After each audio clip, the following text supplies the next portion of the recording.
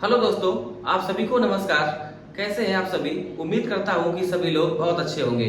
मैं विपिन आप सभी का स्वागत करता हूं अपने YouTube चैनल विपिन मैथ्स पर। दोस्तों, आज की क्लास में हम लोग 24 अगस्त सुबह मीटिंग में उत्तर प्रदेश पुलिस परीक्षा में आए हुए मैथ के सवालों को सॉल्व करने वाले हैं। किसी भी सवाल को सॉल्व करने का सबसे सटीक तरीका क्या हो सकता है वो आप लोग देखना।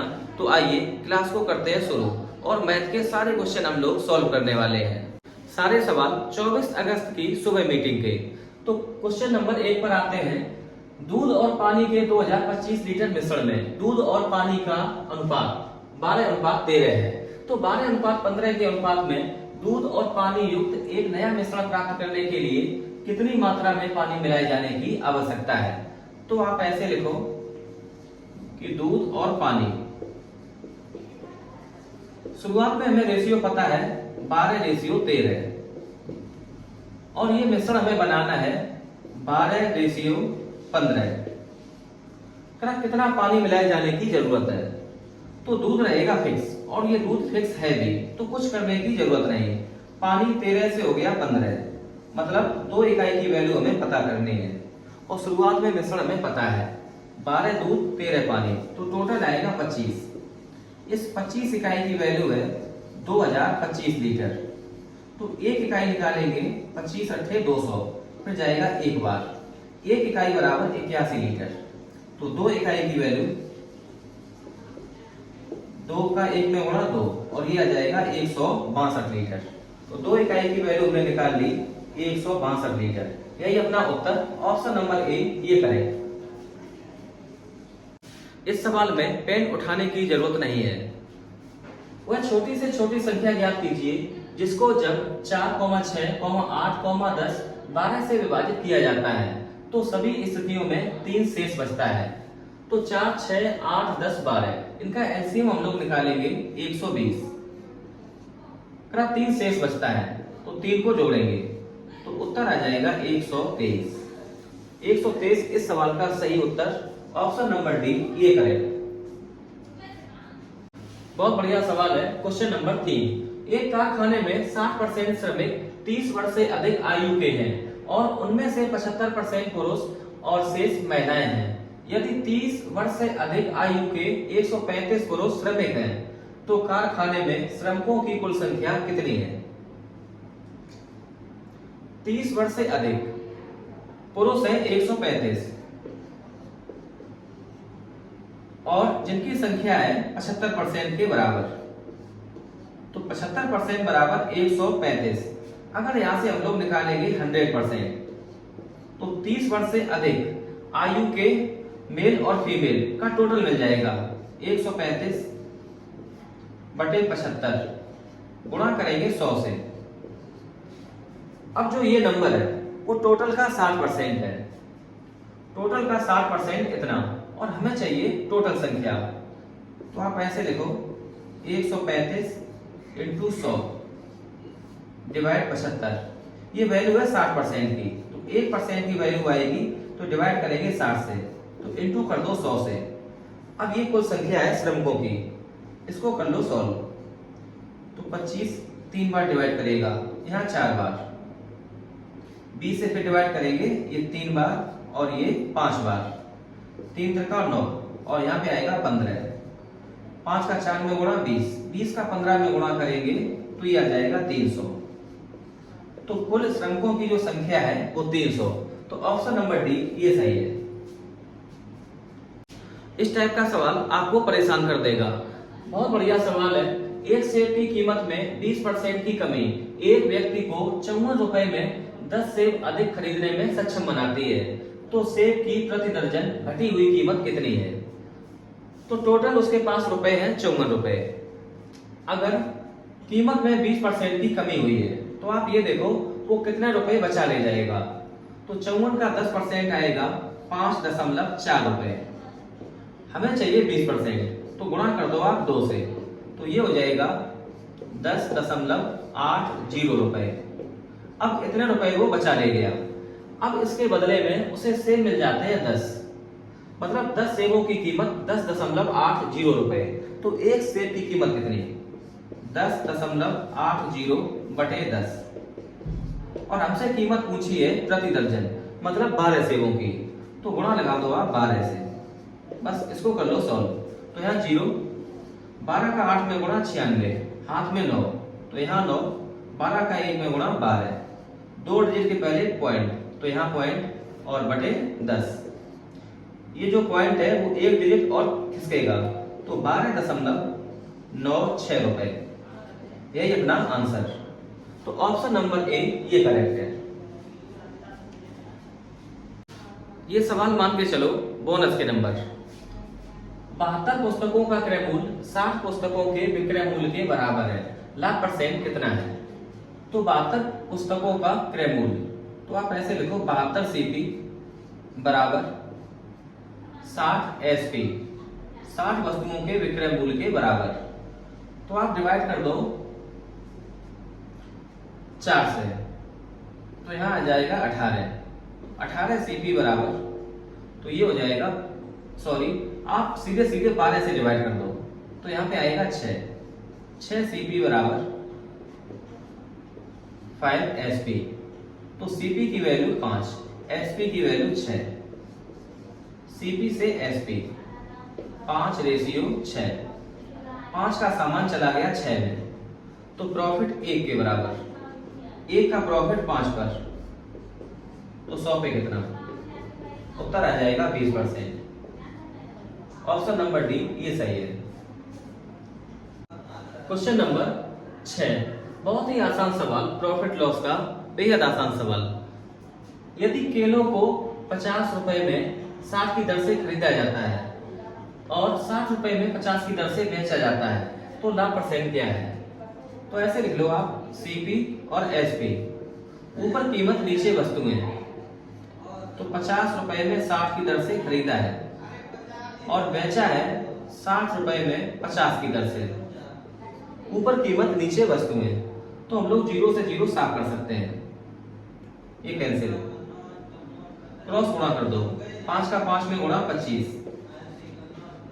6 का 6 में गुणा 36, तो कुल मिला के 25 का सामान 36 में, तो प्रॉफिट हो जाएगा 11 के बराबर। अब 11 का लाभ 25 पर, तो 100 पे कितना? 25 4 बार डिवाइड करेगा, 11 का 4 में गुणा 44%। ऑप्शन बी ये सही। बहुत जबरदस्त सवाल, क्वेश्चन नंबर 7, एक गिलास में दूध और पानी को 3:5 के अनुपात में मिलाया जाता है और दूसरे गिलास में उन्हें 6:1 के अनुपात में मिलाया जाता है।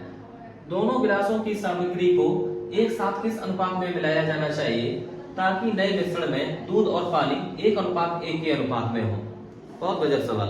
आप ऐसे देखो, यहाँ लिख लो आप दूध और पानी, दूध को हम दिखा रहे हैं M से और पानी को W से, मिल्क वाटर। ये पहला गिलास और ये दूसरा गिलास, इनको मिलाए जाने पर अब ये नया मिश्रण बनेगा, ये तीसरा मिश्रण। ये तो पहले में दूध और पानी 3:5 के अनुपात में, दूसरे गिलास में जो दूध और पानी का रेशियो है वो 6:1। इनको मिलाने पर आधा दूध और आधा पानी, मतलब 1:1 हो जाए। तो सबसे पहले आप एक काम करो कि इनका निकालो टोटल, 3 5 का टोटल 8, 6 और 1 7, 1 और 1 2।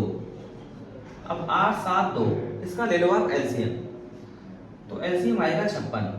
8 को 56 बनाने के लिए आपको गुणा लगाना होगा 7 से, तो यहाँ भी गुणा कर दो 7, यहाँ इंटू करना पड़ेगा 8 से, तो यहाँ भी इंटू कर दो 8, और यहाँ गुणा लगाना पड़ेगा 28 से, 28 दूनी 56, तो यहाँ गुणा 28।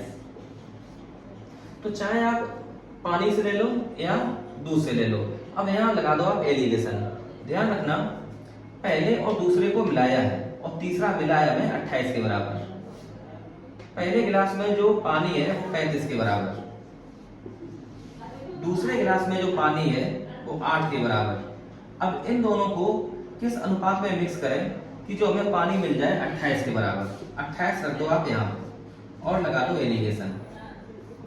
28 से 8 कम तो ये आ जाएगा 20 रेशियो। 35 से 28 कम तो ये आ जाएगा 7। तो 20:7 यही अपना बिल्कुल सही उत्तर। तो ऑप्शन नंबर डी ये करेक्ट है। क्वेश्चन नंबर 8, 12, 18, 20, 25 का एलसीएम ज्ञात करें। लासा लेने का तरीका देखना।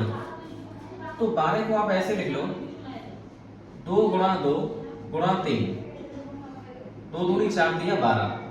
अब हमें चाहिए 18, तो 3 का 2 में गुणा 6, 1 की कमी 3 की और है, तो 18 भी शामिल हो जाएगा। 3 त्रिका 9 दूनी 18।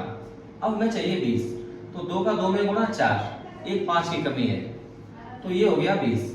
अगर 25 की बात करें तो 25 में 5 आता है 2 बार, 1 5 पहले से मौजूद, केवल एक बार और गुणा कर दो 5 से, बस ये हो गया लासा। 2 का 2 में गुणा 4 तो ये 12, 12 का 3 में गुणा 36, तो 36 गुणा 25 तो ये आ जाएगा 900। ऑप्शन नंबर बी ये करेक्ट। देखने में भारी भरकम सवाल लेकिन बहुत इजी सवाल। 40 विद्यार्थियों की एक कक्षा में 20 ने केवल जीव विज्ञान चुना है और 15 ने गणित चुना है परंतु जीव विज्ञान नहीं। यह दिया गया है कि प्रत्येक विद्यार्थी ने या तो गणित या जीव विज्ञान या दोनों को चुना है। उन विद्यार्थियों की संख्या ज्ञात करें जिन्होंने गणित और जीव विज्ञान दोनों को चुना। तो बहुत इजी सवाल है।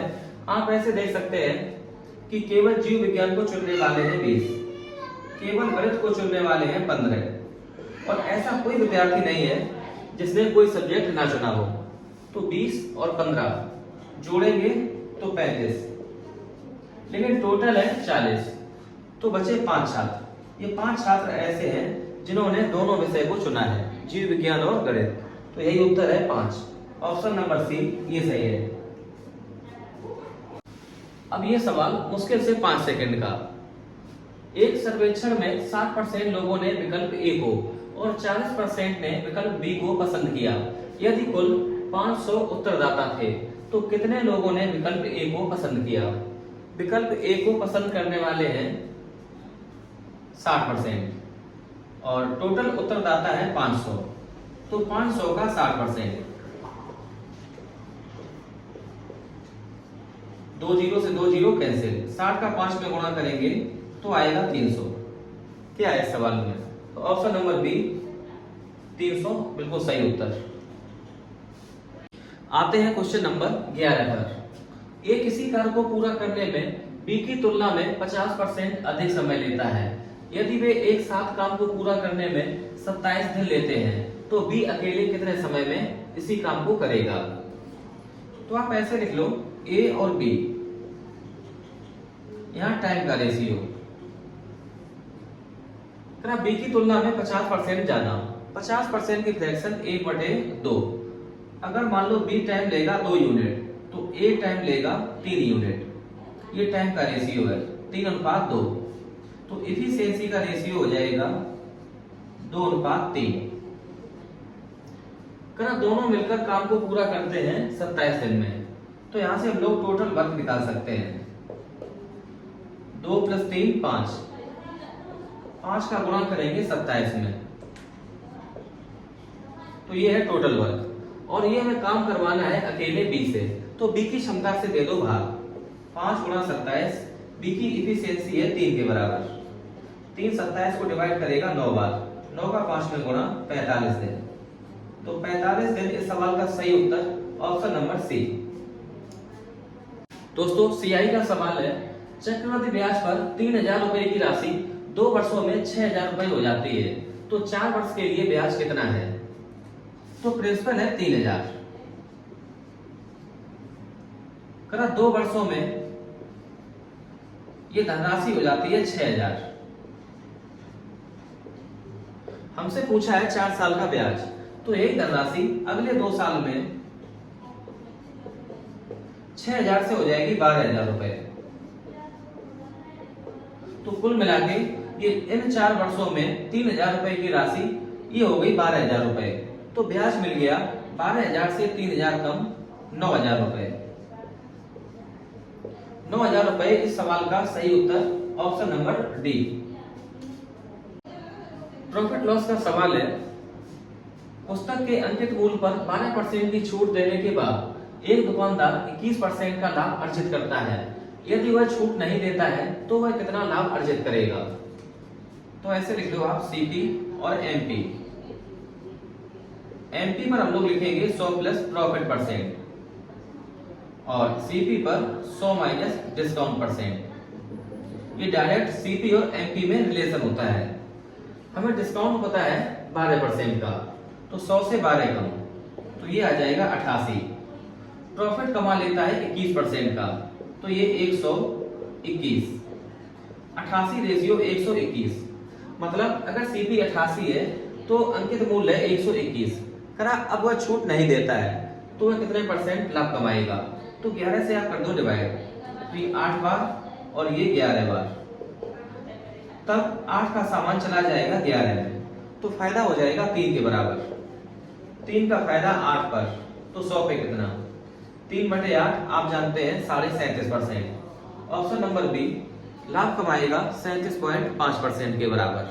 सवाल नंबर 14, एक दुकानदार एक कैमरे के अंकित मूल्य पर 10% की छूट देता है। यदि कैमरे का क्रय मूल्य 3600 रुपए है तो अंकित मूल्य ज्ञात कीजिए ताकि दुकानदार 10% की छूट देने के बाद 20% का लाभ अर्जित कर सके। तो ऐसे लिखेंगे सीपी और यहां पर एमपी। तो एमपी में लिखेंगे 100 प्लस प्रॉफिट परसेंट और सीपी में 100 माइनस डिस्काउंट परसेंट। डिस्काउंट है 10%, 100 से 10 कम 90 और प्रॉफिट है 20%। 100 में 20 जोड़ेंगे तो 120%। परसेंट से परसेंट हमने काट दिया। अब आप ले लो रेशियो, 0 से 0 कैंसिल, तो रेशियो मिलेगा 3:4। हमें पता है कैमरे का क्रय मूल्य और इसकी वैल्यू है 3600 रुपए, तो 3 की वैल्यू 3600, तो 1 इकाई बराबर यहां गुणा लगाएंगे 1200 से। तो बस हमें अंकित मूल्य चाहिए, तो गुणा कर दो आप 1200 से, तो ये हो जाएगा 4800 रुपए। तो कैमरे का जो अंकित मूल्य है वो 4800 रुपए। ऑप्शन नंबर डी ये सही है। एवरेज का बिल्कुल जीरो लेवल सवाल, A B C D E 5 क्रमागत विषम संख्याएं हैं, तो उनका औसत क्या है? हर एक नंबर में गैप होगा 2 के बराबर। बी है वो ए से 2 ज्यादा, सी बी से 2 ज्यादा, डी सी से 2 ज्यादा और ई डी से 2 ज्यादा। तो इस कंडीशन में अगर गैप बराबर है तो जो नंबर बीच में है वही एवरेज है, तो एवरेज है सी। सी को ले सकते भाई, अब ए से 2 ज्यादा है बी और बी से सी ज्यादा है 2, तो सी बराबर ए प्लस 4। यही इन संख्याओं का एवरेज, तो ऑप्शन नंबर सी ये सही है। क्वेश्चन नंबर 16, 3 संख्याओं में से दूसरी पहली की 2 गुनी और तीसरी की 3 गुनी है। यदि तीनों संख्याओं का औसत 44 है तो सबसे बड़ी संख्या क्या है? आप ऐसे लिख लो, ये पहला नंबर, दूसरा नंबर और तीसरा नंबर। करा जो दूसरी संख्या है पहले की 2 गुनी है। अगर पहला नंबर मान लो 1 तो दूसरी संख्या हो जाएगी इसकी 2 गुनी मतलब 2, और जो दूसरी संख्या है वो तीसरी संख्या की 3 गुनी। अब अगर तीसरी संख्या को अगर आप 1 मान लें तो जो दूसरा नंबर है वो 3 गुने के बराबर 3। तो ये हमने निकाल लिया रेशियो। अब आप इस रेशियो को कर लो मेंटेन, यहाँ 2 यहाँ 3, तो गुणा कर दो आप 3 से, यहाँ गुणा कर दो आप 2 से, तो जो दूसरा नंबर है वो हो जाएगा बराबर। अब पहला नंबर अगर 3 के बराबर तो दूसरा नंबर 6 के बराबर और तीसरा नंबर 2 के बराबर। ये हम लोगों ने निकाल लिया रेशियो। अब इन संख्याओं का जो औसत है वो है 44, तो 6 3 9, 9 2 11, जो 11 की वैल्यू है वो 44 गुणा 3, टोटल होगा 44 गुणा 3, 1 इकाई बराबर 11 4 बार, 4 का 3 में गुणा 12, 1 इकाई बराबर 12। हमसे पूछा है सबसे बड़ी संख्या, और सबसे बड़ी संख्या है दूसरी। 6 इकाई की वैल्यू हमें निकालनी है, तो 12 का 6 में गुणा 72, 72 इस सवाल का सही उत्तर, तो ऑप्शन नंबर ए ये सही है। इसको देखना भाई ध्यान से, ये बेहद खूबसूरत सवाल है साझेदारी का। एक साझेदारी में एक्स पूंजी का 1/6 हिस्सा 1/6 समय के लिए निवेश करता है, वाई 1/3 पूंजी 1/3 समय के लिए निवेश करता है और जेड पूरे समय के लिए शेष पूंजी निवेश करता है। यदि वर्ष के अंत में अर्जित लाभ 23,000 रुपए है तो वाई का हिस्सा कितना है। तो सबसे पहले आप ऐसे लिख लो कि एक्स, यहाँ वाई, यहाँ पे जेड, यहाँ हम लोग लिखेंगे कैपिटल का रेशियो और नीचे टाइम का रेशियो। तो 1/6 हिस्सा यहाँ पे और 1/3 पूंजी यहाँ पे, 6 3 का एलसीएम। तो आप यहाँ पर मान लो कि जो टोटल कैपिटल है वो है 6 के बराबर और जो टोटल टाइम है 1/6 समय यहाँ पे 1/3 यहाँ पे, 6 3 का एलसीएम 6। तो आप टोटल टाइम भी मान लो 6 महीने, कुछ भी। तो आप ऐसे देखो कि x ने पूंजी का 1/6 हिस्सा, 6 का 1/6, तो x लगाएगा 1 और y लगाता है 1/3 पूंजी, तो 6 का 1/3, तो ये आएगा 2 के बराबर। शेष पूंजी लगाएगा z जो है 3 के बराबर। अब हम लोग बात करते हैं टाइम की। तो 1/6 समय के लिए निवेश करता है x, 6 का 1/6 मतलब 1 महीने के लिए मान लो ये x ने लगाई, और जो y है वो 1/3 समय के लिए, तो 6 का 1/3, तो ये हो जाएगा 2 महीने के लिए, और जो z है वो पूरे समय के लिए लगाता है मतलब 6 महीने तक। अब आप निकाल लो प्रॉफिट का रेशियो। भाई प्रॉफिट होता है कैपिटल इनटू टाइम, 1 का 1 में गुणा करेंगे 1 रेशियो, 2 का 2 में गुणा करेंगे 4 और यहाँ 6 का 3 में गुणा 18। तो ये प्रॉफिट का रेशियो है एक्स, वाई और जेड में, 1 रेशियो 4 रेशियो 18, तो 18 4 22, 22 और 1 23। इस 23 की जो वैल्यू है सवाल में वो है 23,000 रुपए। तो 1 इकाई बराबर 1,000 रुपए। हमसे हिस्सा पूछा है y का, तो y का हिस्सा है 4 के बराबर, तो 4 इकाई बराबर 4,000 रुपए।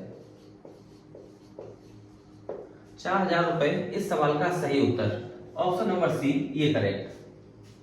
साथियों, इस सवाल ने जरूर बच्चों को परेशान किया होगा। बेहद खूबसूरत सवाल है साझेदारी का। ए, बी और सी ने एक साझेदारी में प्रवेश किया और उनका निवेश अनुपात 5:4:3 था। 4 महीने के बाद बी ने 1,000 रुपए अतिरिक्त निवेश किए और 8 महीने के बाद सी ने 2,000 रुपए अतिरिक्त निवेश किए। यदि 1 वर्ष के अंत में लाभ का अनुपात 15:14:11 था तो शुरुआत में सी का निवेश ज्ञात कीजिए। बेहद खूबसूरत सवाल। तो आप एक काम करो कि चाहो तो आप ए को इग्नोर कर दो, हम लोग बात करेंगे केवल बी और सी की। तो ऐसे लिखेंगे यहाँ पर बी और सी। बी का हमने निवेश मान लिया 4x और सी का निवेश मान लिया शुरुआत में 3x। अब आप ये देखो कि 4 महीने के बाद बी ने 1,000 रुपए अतिरिक्त निवेश किए, तो 4 महीने तक ये लगे रहे 4x, तो 4x में 4 का गुणा करेंगे तो ये आ जाएगा 16x, 16x प्लस, अब 4x में उसने जमा और कर दिए 1,000 रुपए, तो प्लस 1,000। पूरा व्यवसाय है 1 साल का, तो 4 महीने गुजर गए, तो 4x प्लस 1,000 ये लगे रहे होंगे 8 महीने तक।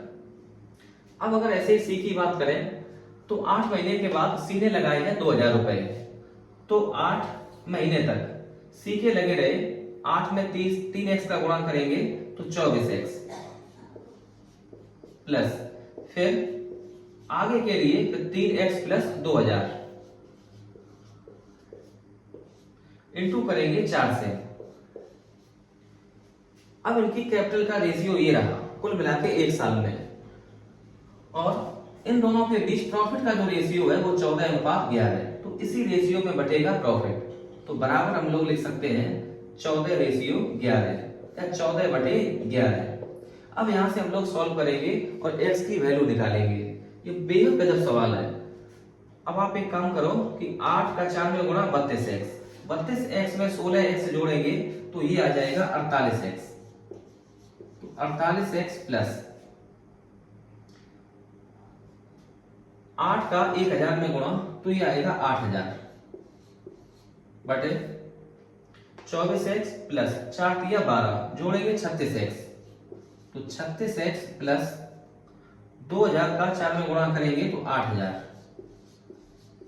और इसकी वैल्यू हमें पता है 14/11।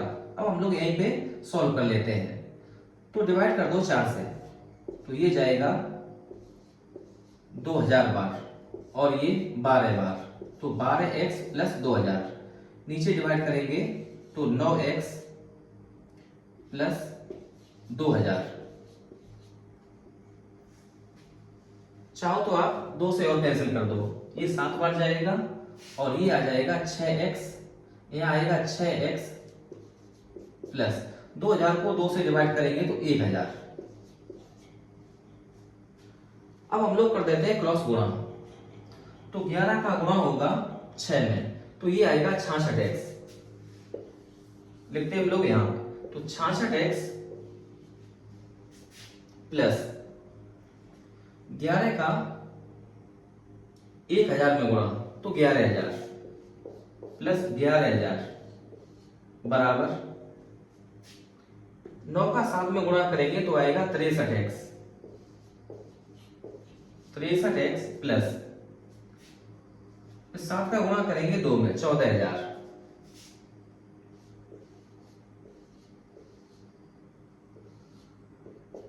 अब आप इसको कर लो सॉल्व तो 66x से जब हम लोग घटाएंगे 63x तो यहां पे बचेगा केवल 3x तो 3x बराबर 14000 से 11000 कम तो ये आ जाएगा 3000 रुपए।